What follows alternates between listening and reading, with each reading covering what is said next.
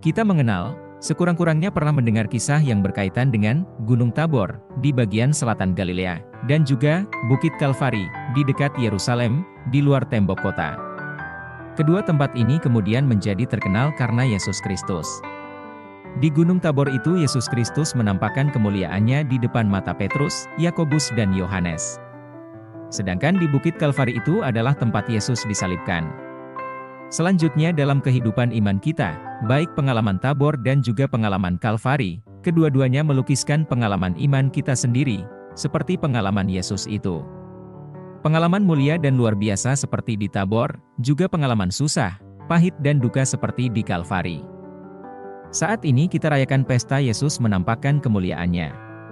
Pengalaman luar biasa di Tabor itu dilukiskan oleh Matius dalam Injilnya hari ini, berdasarkan Matius bab 17 ayat 1-9.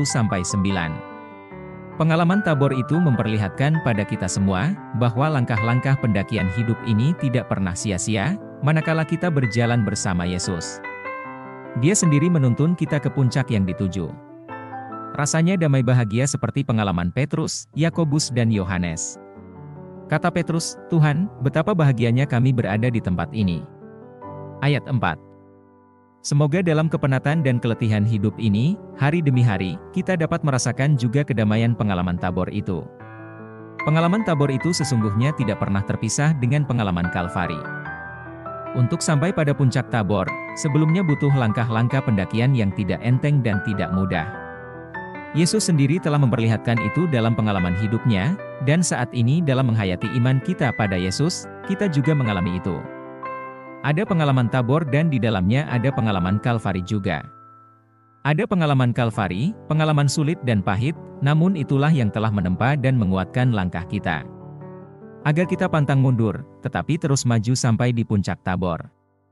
Iman kita harusnya bisa merangkul pengalaman Tabor, pengalaman Kalvari, sehingga iman kita menjadi kokoh dan kuat. Untuk apakah Yesus membawa Petrus, Yakobus dan Yohanes ke atas Gunung Tabor? Supaya iman mereka semakin kokoh dan kuat. Bukti bahwa iman itu kokoh dan kuat, adalah bahwa pengalaman Tabor dan juga pengalaman Kalvari harus disaksikan, disebarluaskan kepada sesama. Bukan disimpan sebagai kekayaan rohani kita sendiri. Makanya setelah Yesus menampakkan kemuliaannya di Tabor, mereka harus segera turun dari gunung itu, kembali ke tengah masyarakat untuk bersaksi. Padahal Petrus mau mereka tinggal lama di atas gunung itu, sehingga dia menawarkan pada Yesus untuk mendirikan 3 kemah, berdasarkan ayat 4. Tawaran Petrus itu sebenarnya mewakili kecenderungan kita juga. Bahwa kita mau berlama-lama di zona nyaman kita, dan menghindar dari tantangan dan kesulitan di tengah dunia.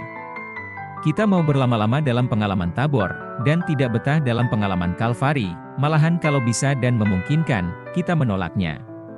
Sangat perlu kita ini ditantang dan dikoreksi oleh Nabi Ayub. Kalau kita menerima kemujuran dari tangan Tuhan, apa sebabnya kita mau menolak kemalangan? Ayub 2:10b. Kalau kita dengan senang menerima pengalaman Tabor, apa sebabnya kita menolak pengalaman Kalvari? Kita tidak pernah sendirian dalam perjalanan hidup kita ini. Entah itu perjalanan ke Tabor atau juga ke Kalvari. Karena Yesus Kristus sendiri yang menuntun kita masing-masing. Petrus bersaksi, bahwa ada suara dari Yang Maha Mulia, dari surga datang kepada Yesus di atas gunung itu dan mengatakan, "Inilah anak yang kukasihi, kepadanyalah aku berkenan," berdasarkan 2 Petrus bab 1 ayat 17-18. Yesus Kristus itulah satu-satunya penuntun pemimpin seluruh perjalanan hidup kita. Selama di atas dunia ini, dan juga menuju kepada hidup yang kekal di surga. Percayalah itu. Amin. Selamat pesta Yesus menampakkan kemuliaannya. Tuhan berkati selalu.